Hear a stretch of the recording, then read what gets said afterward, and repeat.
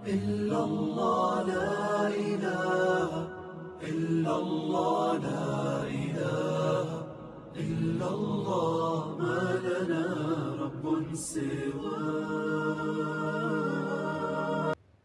أعوذ بالله من الشيطان الرجيم. بسم الله الرحمن الرحيم. توكلت على الحي الذي لا يموت أفوض أمري إلى الله إن الله بصير بالعباد وما توفيقي إلا بالله. بسم اللہ الرحمن الرحیم. فعل کے صیغے. تو عرض خدمت ہے کہ فعل کے صیغے زیادہ کیسے بن جاتے ہیں. اسم کے بہت مختصر جو ہے گردان ہوتی ہے، صرف ہوتی ہے، حرف میں ہوتی نہیں. اور فعل کے صیغے جو 14 بن جاتے ہیں یہ کیسے بنتے ہیں؟ تو اس کی وجہ یہ ہے کہ ہر فعل کے لیے نا فاعل کا ہونا ضروری ہے، اور فاعل کے حالات نا مختلف ہوتے ہیں، جس کی وجہ سے فعل کی بھی نا حالتیں تبدیل ہو جاتی ہیں اور فعل کے زیادہ صیغے بن جاتے ہیں. اصل میں فعل کے جو زیادہ صیغے بنتے ہیں وہ فاعل کی وجہ سے ہیں. فاعل کی حالت ہوتی ہے مختلف. مثلا یا فاعل یعنی کام کرنے والا یا خود متکلم ہے، یا کام کرنے والا جس کو خطاب ہے یعنی مخاطب ہے، یا کام کرنے والا نہ متکلم ہے نہ مخاطب ہے یعنی غائب ہے. پھر جناب علی اس طرح ہے کہ ہر ایک یہ جو غائب ہو یا مخاطب ہو، ان میں سے کام کرنے والا یا مذکر ہے یا مؤنث ہے. مذکر ہے، اگر مذکر ہے تو پھر یا وہ ایک ہے تو مفرد کہتے ہیں، دو ہیں تو اسے تثنیہ کہتے ہیں، دو سے زیادہ ہیں تو جمع کہتے ہیں. مذکر کے بھی 3 ہو جائیں گے. اور مؤنث ہے اگر کام کرنے والا تو وہ یا ایک ہے یا 2 ہیں یا 3 ہیں. ٹھیک ہے. تو غائب کے بھی پھر اسی طرح بن جائیں گے 6 صیغے، 3 مذکر کے 3 مؤنث کے. مخاطب ہے اگر فاعل، ٹھیک ہے، تو یا وہ مذکر ہے یا مؤنث ہے. مذکر ہے تو یا وہ مفرد ہے، تثنیہ ہے، جمع ہے، اور مؤنث ہے تو مفرد ہے، تثنیہ ہے، جمع ہے. تو 3 مذکر کے 3 مؤنث کے. مخاطب کے بھی ہو گئے 6 صیغے، غائب کے بھی ہو گئے 6 صیغے، بن گئے 12. اور متکلم جو ہے یا مفرد ہوتا ہے یا مفرد کا غیر یعنی جمع ہوتا ہے. تو 2 صیغے اس کے، ایک واحد متکلم کا اور جمع متکلم کا. ٹوٹل صیغے بن جاتے ہیں جناب علی 14 صیغے اس لیے بنتے ہیں جو آپ کی خدمت میں عرض کیے ہیں. غور فرمائیے. بسم اللہ الرحمن الرحیم. فعل کے صیغے. فاعل اور نائب فاعل یا غائب ہوگا یا مخاطب یا متکلم. اسی تقسیم بندی کے اعتبار سے فعل کو 3 حالتوں میں ترتیب کے ساتھ غائب، مخاطب اور متکلم کا نام دیا گیا ہے. فعل غائب اور مخاطب یہ دونوں فاعل اور نائب فاعل کے مذکر اور مؤنث ہونے، نیز مفرد، تثنیہ اور جمع ہونے سے تبدیل ہوتے ہیں، اور ہر عنوان اپنی ایک خاص صورت رکھتا ہے. فعل متکلم فقط فاعل اور نائب فاعل کے مفرد اور غیر مفرد ہونے کے ساتھ تبدیل ہوتا ہے. متکلم فقط مفرد اور غیر مفرد ہونے کے ساتھ تبدیل ہوتا ہے، اور اس کی 2 صورتیں ہیں اوپر بیان کی گئی صورتوں میں سے. ہر ایک کو صیغہ کا نام دیا جاتا ہے اور اسے فاعل یا نائب فاعل کے نام سے پکارتے ہیں. چنانچہ کہتے ہیں مفرد مذکر غائب کا صیغہ، مثنی مذکر غائب کا صیغہ، جمع مذکر غائب کا صیغہ، اور اسی طرح. ٹھیک ہے. اگلی بات میں کرنے سے پہلے یہاں یہ بات کرتا چلوں کہ جو ہوتا ہے نا میرے عزیزو صیغہ کا کیا معنی ہے؟ صیغہ لغت میں شکل کو کہتے ہیں، اور جس کے اندر یہ 3 خصوصیات ہوں نا وہ صیغہ کہلاتا ہے. صیغہ میں 3 چیزوں کا ہونا چاہیے: مفرد، تثنیہ، جمع. ان میں سے کوئی ایک، مفرد، تثنیہ، جمع. نمبر 2 مذکر اور مؤنث ہونا. نمبر 3 غائب، مخاطب، متکلم. ان 3 میں سے 3 چیزیں جب ہوں گی تو اس کو صیغہ کہتے ہیں. مفرد تثنیہ جمع 1 مذکر مؤنث 2 غیب متکلم مخاطب، ٹھیک ہے۔ لہذا آپ دیکھ لیں جب صیغہ کو بیان کرنا چاہتے ہیں تو کہتے ہیں مفرد مذکر غیب کا صیغہ، تثنیہ مذکر غیب کا صیغہ، ادھر سے بھی آ رہی ہے مفرد تثنیہ میں سے بھی، مذکر میں سے بھی، اور غیب بھی ساتھ ہے، ٹھیک ہے۔ یہ بطور مثال ہے، اگلا کوئی اگلا ہوا تو کہیں گے جمع مذکر حاضر ہے مثلا، ٹھیک ہے۔ اس طرح کر کے اگلا پھر کوئی بنانا چاہیں گے تو یعنی خلاصہ تینوں باتیں ہونی چاہیے، مفرد تثنیہ جمع میں سے ایک کوئی ہو، ان میں سے مذکر مؤنث میں سے کوئی ایک ہو، غیب مخاطب متکلم میں سے ایک ہو، تو جس کے اندر یہ تینوں خصوصیات ہوں اسی کو کہتے ہیں صیغہ۔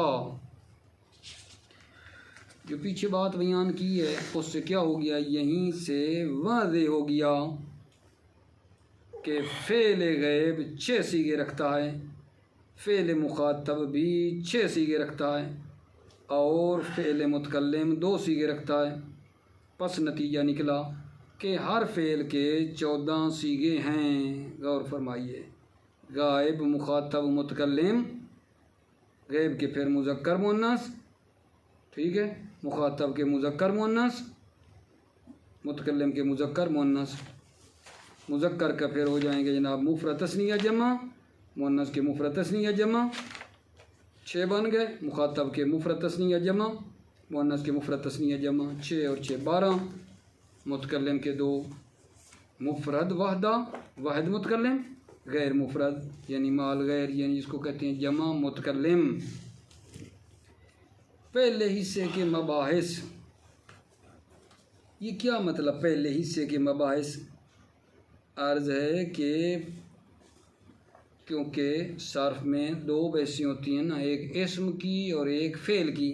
پہلے بحث یہ کر رہا ہے فعل کی، تو اس فعل کی بحث میں اس نے چند بحثیں آپ کی خدمت میں کرنی ہیں۔ فعل کی بحث میں یہ چند عنوان آپ کو دے رہا ہے۔ پہلی بحث کرنا چاہے گا جناب ثلاثی مجرد کی، دوسری ہوگی ثلاثی مزید، تیسری رباعی مجرد، چوتھی فعل ثنائی غیر متصرف اور اس میں فعل، اور اسی پر فعل کی بحث ختم ہو جائے گی۔ اور جو اس دوسرے سال میں کورس پڑھایا جاتا ہے صرف سادہ میں، وہ صرف فعل کی بحث ہوتی ہے، اور فعل کی بحث بھی اسی پہ اختتام ہو جائے گی، ختم ہو جائے گی۔ اسم کی بحث کسی اور کتاب میں پڑھاتے ہیں، مبادی صرف میں ذہن پڑھاتے ہیں۔ توجہ جی، پہلے حصے کے مباحث، اس حصے کے مطالب کو 4 عنوان کے تحت بیان کیا جائے گا جو مندرجہ ذیل ہیں: ثلاثی مجرد، ثلاثی مزید، رباعی، فعل ثنائی غیر متصرف اور اس میں فعل۔ وضاحت: فعل مجرد اس فعل کو کہتے ہیں جس کے ماضی کے پہلے صیغے میں کوئی حرف زائد نہ ہو۔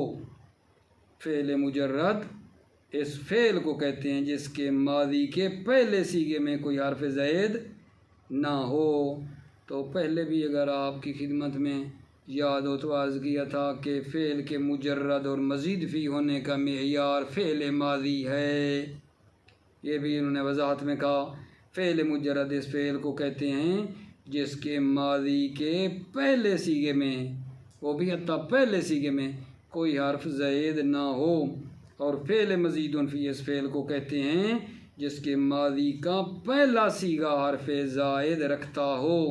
یعنی مطلب ہے جب آپ چیک کرنا چاہ رہے ہیں کہ یہ فعل مجرد ہے یا فعل مزید ہے، مجرد ہے اس کے سارے حروف اصلی ہیں، یا اس میں کوئی حرف زائد ہے یعنی مزید فی ہے، آپ جب معیار بنائیں گے جو آپ کو دیا گیا ہے فاعل لام وغیرہ والا، تو فعل ماضی سے چیک کرنا ہے اور وہ بھی پہلے صیغے سے، ٹھیک ہے۔ اب یہاں جناب علی سوالات اور مشق ہیں، اس پہ ذرا آپ دھیان دیجئے۔ مندرجہ ذیل جملوں میں سے فاعل، نائب فاعل، معلوم اور مجہول کو تلاش کیجیے۔ سوالات اور مشق۔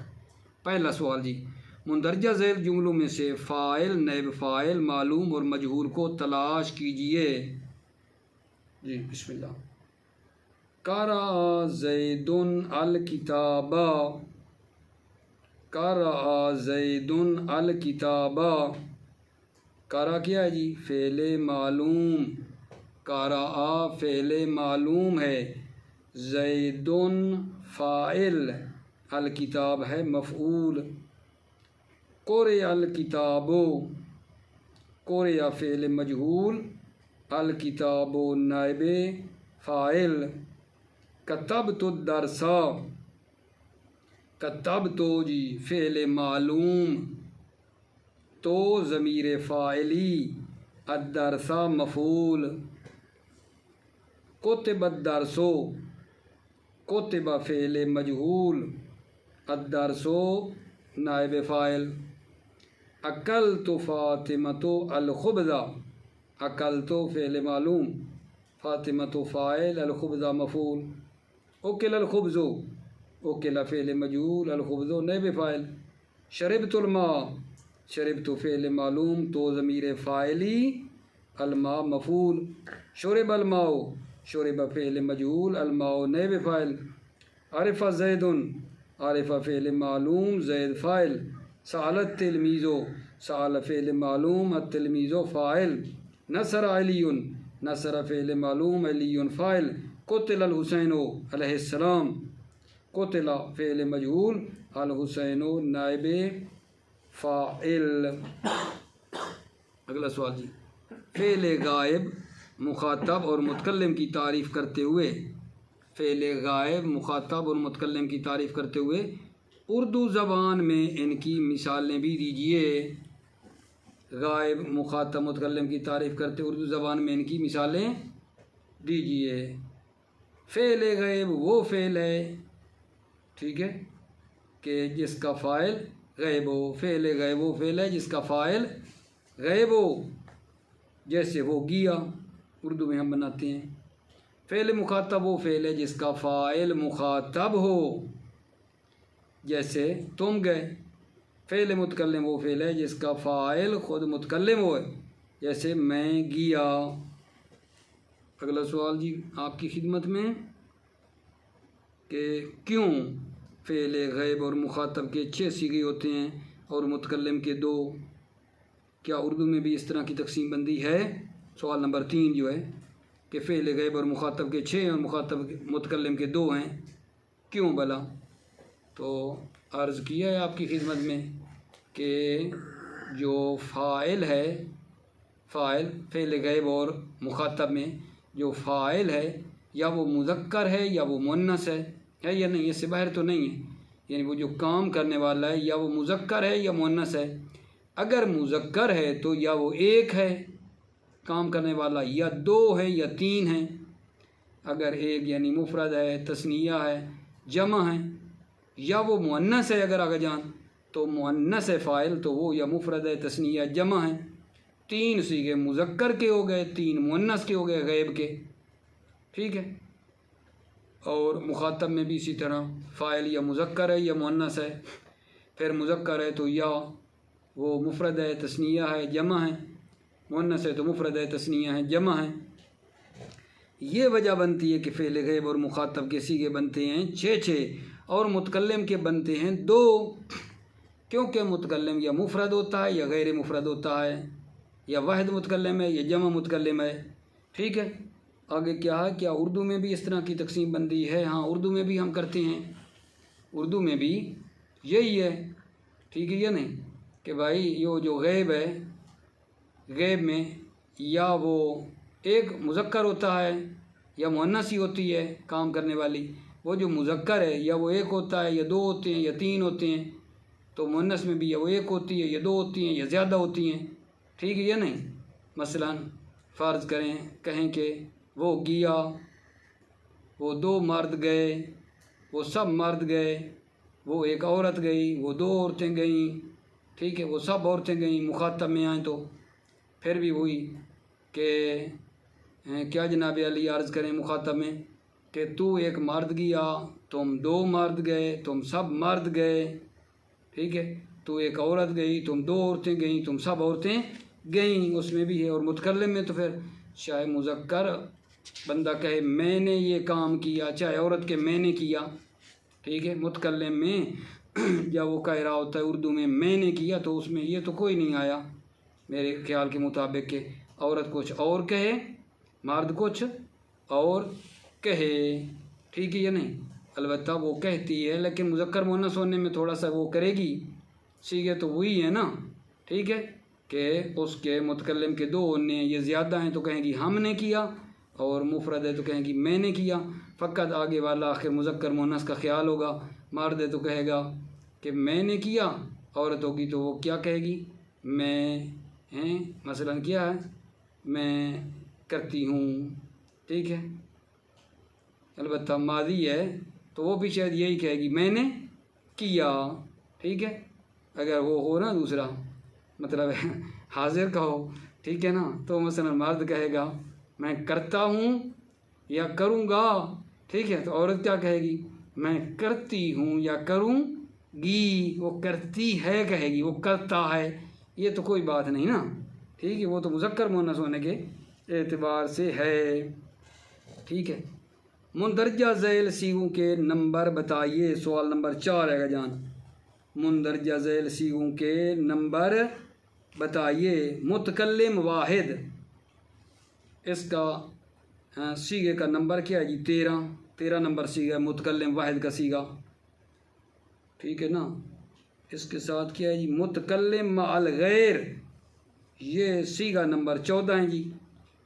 مفرد مؤنث مخاطب، صیغہ نمبر 10 ہے جی۔ مفرد مؤنث غیب غیبہ، صیغہ نمبر 4 ہے جی۔ جمع مؤنث غائب، صیغہ نمبر 6 ہیں۔ جمع مؤنث مخاطب، صیغہ نمبر 12 ہیں۔ جمع مذکر مخاطب، صیغہ نمبر 9 ہیں۔ تثنیہ مذکر غیب، صیغہ نمبر 2 ہے۔ تثنیہ مؤنث مخاطب، صیغہ نمبر بنتا ہے 11، ٹھیک ہے، تمام ہوا جی۔ اب جناب یہ ہے کہ ان صیغوں کے نام بتائیے کہ یہ صیغہ کون سے، ان صیغوں کے نام بتائیے، سوال نمبر 5 میں، پہلا، چوتھا، 7واں، 13واں، 14۔ پہلے کو کیا کہتے ہیں جی، مفرد مذکر غائب، چوتھے کو کہتے ہیں مفرد مؤنث غائب، 7ویں کو کہتے ہیں مفرد مذکر مخاطب، 13ویں کو کہتے ہیں متکلم واحد یعنی واحد متکلم، اور 14ویں کو کہتے ہیں متکلم مع الغیر، ٹھیک ہے۔